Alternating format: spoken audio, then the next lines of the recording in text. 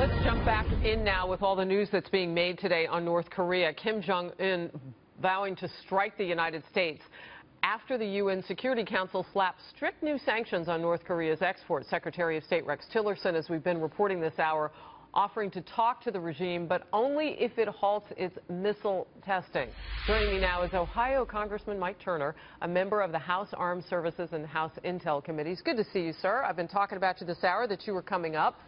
And I want to ask you now about the importance of China's voice getting in on this and not miss the fact that Russia also voted in favor of these sanctions at the UN. How significant is that?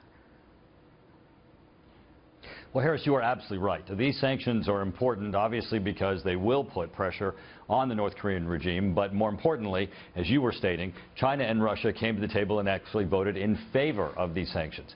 This is an effort, obviously, by the United States and a win for Ambassador Haley to garner the support of the international community, get them focused, but also get them committed to that there needs to be a resolution of this issue, that this cannot go on. North Korea needs to stop its missile tests, and it certainly needs to come to the table on negotiations to end its nuclear weapons program. You know, you talked about a win for our Ambassador Nikki Haley, and thereby being a win for the Trump administration. And the president has all along made China, he's tweeted about it, he's talked about it, he's made that the pivotal role, if you will, in all of this. How important is it that he's been able to get to a place where this could happen? Watch and listen with me. The Chinese foreign minister got on record with this. Do not, and he's saying this to North Korea, do not violate the UN's decision or provoke international society's goodwill by conducting missile launching or nuclear tests. Of course, we would like to urge other parties like the U.S. and South Korea to stop increasing tensions. I think I understand that second part, Congressman Turner, as a little bit of politics. But talk to me about that first part, because that's important. Right. It is absolutely important. You know, the United States has policies of non-proliferation of weapons of mass destruction, nuclear weapons. It doesn't matter if it's our allies or adversaries. China has been unclear in its position on non-proliferation and has clearly been supporting the North Korean regime as they've pursued nuclear weapons and their missile technologies, which threaten South Korea, Japan, and the United States, while North Korea has openly threatened to use these weapons, as you just reported even in this segment, threatening the United States. So China stepping in is now firmly taking a stance that North Korea's programs, its weapons, and its threats need to be halted. So has President Trump and his administration maybe been able to get someplace with China that is fresh and new for this country, particularly where we are right now?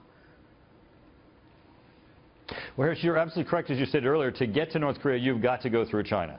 And the president correctly identified that China was the key to this. You know, we have to de-escalate this. North Korea has to be disarmed.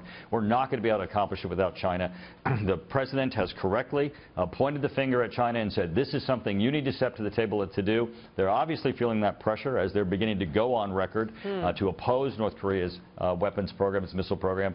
This is a shift. And, you know, these weapons and certainly these missiles that they're shooting off now, they didn't just develop since January. This has been around a long time. It's good to see an administration that's stepping to the plate and saying this is a national security threat to the United States, and we're going to take action to stop it. Yeah, you're hearing people like Senator Lindsey Graham say that we don't have really great options in all this. Are we going to go to war with North Korea?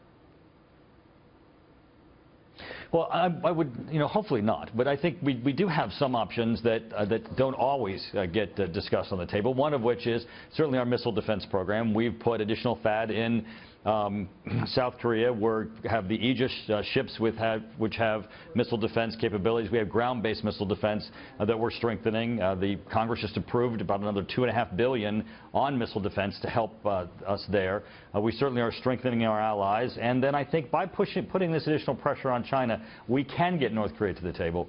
There is no reason for a regime like this that is as erratic as it is with the leader that it has to have nuclear weapons and missiles capable of hitting our allies in the United States. Do you advocate the president meeting or someone from his administration meeting directly with talks with North Korea? Well, I think if China is involved and North Korea is coming to the table to actually negotiate elimination or cessation of their missile program and certainly ending their nuclear weapons program, those are talks that are worth attending. They will de-escalate the situation. They will make our country safer. And it certainly is the direction that this has to go. Representative Mike Turner from the great state of Ohio. Good to see you, sir. Thank you for being with us. Thank you, Harris. Appreciate it.